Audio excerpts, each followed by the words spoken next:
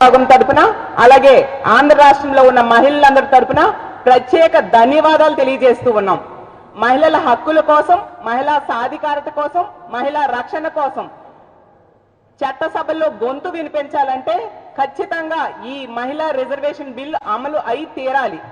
ఎన్నో దశాబ్దాలుగా ఈ మహిళా రిజర్వేషన్ బిల్ కోసం ఎంతగానో డిమాండ్స్ చేయడం జరిగింది, అలాగే చర్చ జరుగుతూ ఉంది.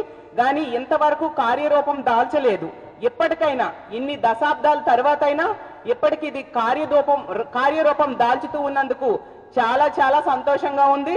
అలాగే మా వైఎస్ఆర్ కాంగ్రెస్ పార్టీ అలాగే మా పార్టీ అధ్యక్షులైన జగన్మోహన్ రెడ్డి గారు ముందు నుంచి కూడా ఒక మహిళా పక్షపాత ముఖ్యమంత్రిగా గత 5 ఏళ్లు పరిపాలన సాగించిన విషయం మనందరము చూసాం.